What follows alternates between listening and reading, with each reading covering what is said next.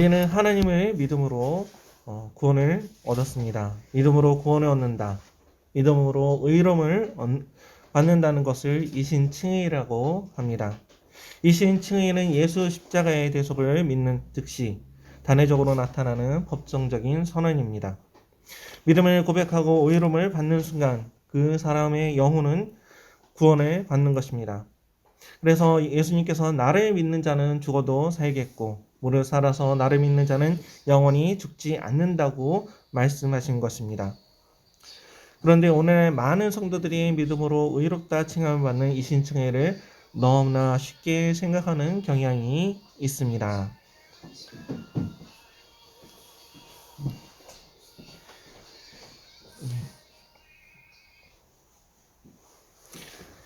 예수님만 믿으면 구원을 받는다는 것을 마치 방종의 면죄부를 얻은 것처럼 착각하는 경우가 많이 있습니다. 갈라디아서 2장 4절의 말씀처럼 그리스도께서 우리에게 주신 자유를 엿보고 우리를 종으로 삼고자 하는 자들의 궤변에 성어 넘어간다는 것입니다. 대표적으로 구원파가 있습니다. 성경에 무지하고 예수와 연합하여 사는 삶에 관심이 없는 사람들이 흔히 이야기합니다. 이미 구원받았는데 죄가 뭐가 무서워? 괜찮아, 나는 이미 구원받았으니까. 나는 이미 중학교 때 부흥집회에서 성령 체험했어. 그때 나 구원받았어. 날짜도 기억한다니까. 교회가 성경을 가르치지 않고 교리를 가르치지 않으니 많은 교인들이 믿음으로 의로움을 얻는 문제를 쉽게 생각하거나 오해하게 되었습니다. 오늘 말씀은 우리가 하나님의 말씀대로 살 때 우리는 죄 가운데 거할 수 없다고 말씀하고 있습니다. 6장 1절입니다. 그런즉 우리가 무슨 말을 하리요? 은혜를 더하게 하려고 죄에 거하겠느냐? 라는 말씀은 5장 20절과 21절 말씀. 율법이 들어온 것은 범죄를 더하게 하려 함이라. 그러나 죄가 더한 곳에 은혜가 더욱 넘쳤나니 이는 죄가 사망 안에서 왕노릇한 것 같이 은혜도 또한 의로 말미암아 왕노릇하여 우리 주 예수 그리스도로 말미암아 영생에 이르게 하려 함이라 라는 말씀을 이야기하고 있는 것입니다. 즉 이 땅의 모든 사람은 죄인이며 죄인이라는 존재적 절망을 찢고 들어오시는 예수 그리스도의 은혜가 무척 크다는 것입니다. 자신이 죄인임을 깨달은 사람에게 구원의 은혜가 크다는 것입니다. 그런데 이 말씀을 착각해서 마치 죄가 많은 사람, 큰 죄를 지은 사람이 구원의 은혜가 더 크다는 것처럼 오해합니다. 물론 살인이나 간음처럼 큰 죄를 지은 사람의 구원의 간격이 더할 수도 있겠습니다. 예수님의 발을 눈물로 씻겼던 죄 많은 여인처럼 말입니다.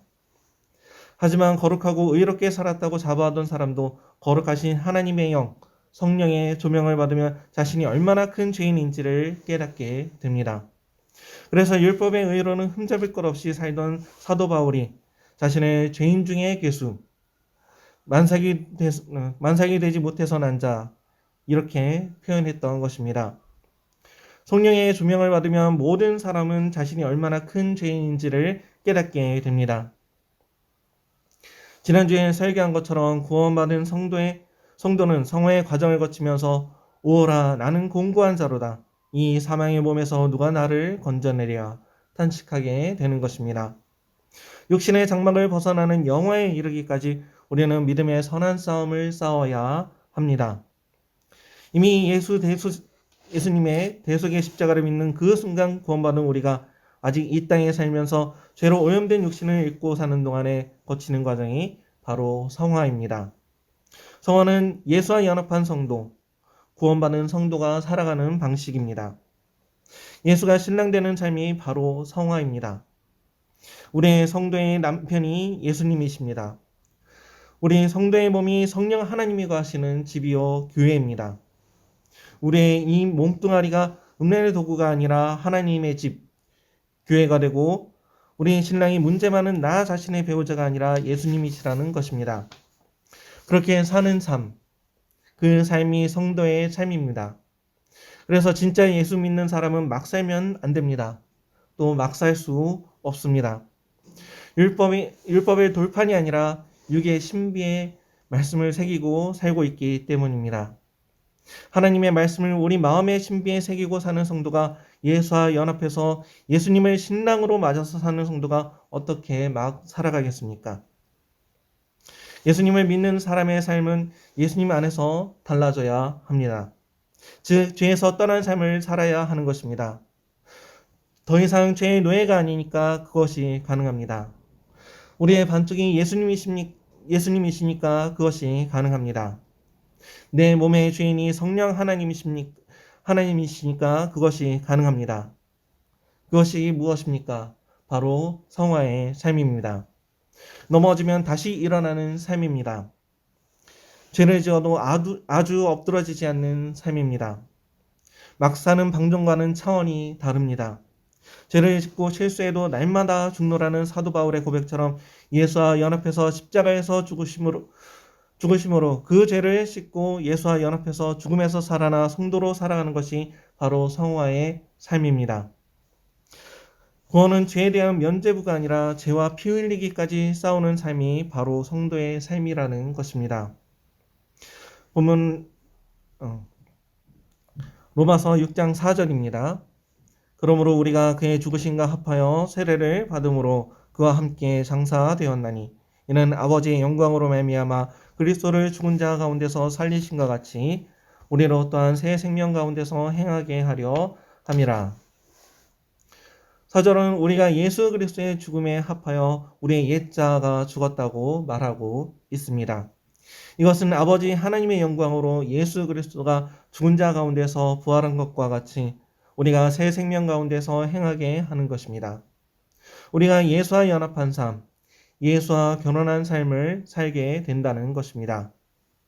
6절은 우리의 옛사람이 예수 그리스도와 함께 십자가에 못 박힌 것은 우리의 옛자, 즉 우리의 죄의 몸이 죽어 다시는 우리가 죄에게 죽노릇하지 않게 하려 함이라고 말씀하고 있습니다. 여러분 정말 자유하고 계십니까? 죄는 더 이상 여러분의 주인이 아닙니다. 죄는 더 이상 여러분을 끌고 다닐 수 없습니다. 이제 중독과 여러 가지 죄의 문제에서 벗어나십시오. 중독은 뇌의 변형을 일으킵니다. 도박, 섹스, 게임, 음란물, 관계 등 모든 중독은 마약 중독과 같이 벗어나야 하는 것입니다. 여러분의 몸을 성전 삼고 계시는 성령 하나님을 근심하시게 하는 삶을 살면 안 됩니다. 여러분의 몸은 성전, 교회입니다. 여러분 배우자와 사는 삶이 어떤지 잘 아실 겁니다. 하나부터 열까지 서로 다 맞춰 삽니다. 심지어 치약 짜는 것까지 다 영향을 주고받지 않습니까? 이제 여러분의 남편은 예수님이십니다. 그분에게 다 맞춰야 합니다. 자유하십시오. 여러분은 더 이상 죄의 노예가 아닙니다. 계속 죄 가운데 거하면서 어찌 거룩하신 성령 하나님께서 내 육신에 거하기를 바라겠습니까? 탐심은 우상 숭배입니다. 내가 탐내는 모든 것, 하나님보다 살아가는 모든 것은 다 우상 숭배입니다. 하나님께서 그것들을 가증히 여기십니다. 여러분의 배우자가 옛사랑을 잊지 못해 고이 간직하고 산다고 합시다. 얼마나 천불이 나겠습니까? 그것은 이혼 사유입니다. 결혼으로 맺어진 관계 안에는 그 어느 누구도 끼어들면 안 됩니다. 성도의 삶도 마찬가지입니다. 신랑 대신 예수님과 내 안에 누군가 끼어들 수 없습니다. 어떤 죄악도 내 육체에 집을 짓고 견고하게 자리 잡을 수 없습니다. 중독은 내 뇌를 변형시킬 만큼 내 육체를 불법으로 점거하는 그 무엇입니다. 성도의 육체는 하나님께서 외아들의 피값으로 사신 것입니다. 성도의 육체는 더 이상 여러분 자신의 것이 아닙니다. 고린도전서 6장 19절 20절입니다. 너희 몸은 너희가 하나님께로부터 받은 바 너희 가운데 계신 성령의 전인 줄을 알지 못하느냐. 너희는 너희 자신의 것이 아니라 값으로 산 것이 되었으니 그런즉 너희 몸으로 하나님께 영광을 돌리라. 여러분의 몸으로 하나님께 영광을 돌리십시오. 중독에 빠져 있다면 그 어떤 것이 되었든지 치료하십시오. 마약에서 벗어나듯이 전문가의 도움을 받아 벗어나야 합니다. 여러분은 거룩하신 하나님의 소유입니다. 그분은 외아들의 핏값을 지불하셨습니다. 사도 바울은 본문 로마서 16장 12절 이하에 그러므로 너희는 죄가 너희 죽을 몸을 지배하지 못하게 하여 몸의 사욕에 순종하지 말고 또한 너희 지체를 불의의 무기로 죄에게 내어주지 말고 오직 너희 자신을 죽은 자 가운데서 다시 살아난 자같이 하나님께 드리며 너희 지체를 의의 무기로 하나님께 드리라. 우리의 몸과 마음을 죄에서 지킬 것을 말씀하고 있습니다. 우리 자신을 다시 죄의 종이 되지 못하게 하라고 말씀하고 있습니다. 작은 일이라도 우리가 거룩하신 하나님께 기뻐하시지 않는 죄를 항상 반복적으로 행하고 살며 분명 죄인 건 알겠는데 그 죄가 가볍게 여겨지고 죄책감조차 없다면 심각하게 고민해 보아야 합니다. 자신의 구원에 대해 점검해 보아야 합니다. 교회에 나온다고 구원에 참여하겠지라는 안이한 생각을 가졌다면 그 생각을 버려야 합니다. 예수님의 12제자 속에도 가라지가 있었습니다. 교회 안에는 가라지뿐만 아니라 늑대도 있습니다. 교회에 나오는 것과 예수님의 신부로 자신이 교회가 되어 사는 것은 다른 것이라는 말입니다. 가시적 교회가 다 비가시적 교회와 일치하지 않는다는 말입니다. 성도라면 항상 자신을 잘 살피고 우는 사과자같이 우리를 삼키려고 달려드는 그러나 너무나 달콤하고 빠지기 쉬운 죄와 싸워야 합니다. 죄는 집어먹기 쉬운 초콜릿과 같습니다. 모든 죄는 달콤하게 다가옵니다. 그러나 성도라면 죽기까지 목숨을 다해 싸워야 합니다. 그리스도 안에 있는 우리에게 죄는 크게 작용하지 못합니다. 간혹 넘어진다고 하여도 회개하고 즉시 우리 자신의 자리, 거룩하신 하나님의 소유물 된 자리, 예수님의 신부된 자리로 돌아오면 됩니다. 우리의 자리는 우리가 붙잡혀 사는 죄인과 함께하는 자리가 아닙니다. 마지막 14절은 우리가 법 아래에 있지 않고 은혜 아래에 있다고 이야기하고 있습니다. 법이라 함은 율법입니다. 이 율법은 우리가 죄인됨을 밝혀줍니다. 죄의 마지막은 무엇입니까? 죽음입니다. 오직 죽음만이 죄의 대가를 치를 수 있는 것입니다.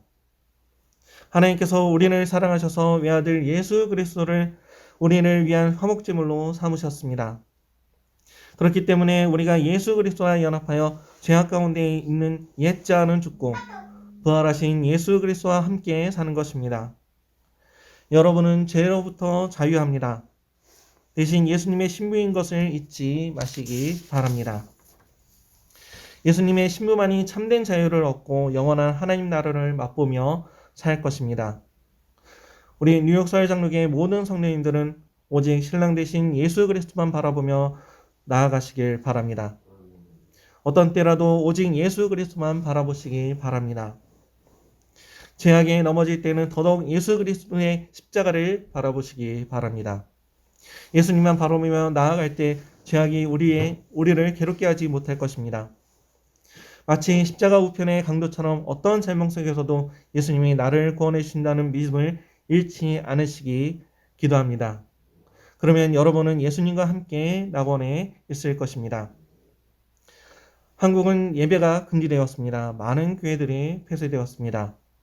유럽 인구의 3분의 1이 죽어난 흑사병도 교회를 폐쇄시키지 못했는데 시사율 1% 미만인 코로나는 교회를 폐쇄합니다. 우리는 모이기를 피하는 어떤 사람들의 습관과 같이 하지 말고 오직 권하여 그날이 가까움을 볼수록 더욱 모이기를 힘써야 하겠습니다. 집에서 있는 시간이 많아지니 수많은 성도들이 집안에서 동영상과 게임 이런 것에 중독되고 있습니다. 여러분 이런 것들로부터 자유하시기 바랍니다. 갈라디아서 4장 31절 말씀입니다. 그리스도께서 우리를 자유롭게 하려고 자유를 주셨으니 그러므로 굳건하게 서서 다시는 종의 멍에를 매지 말라.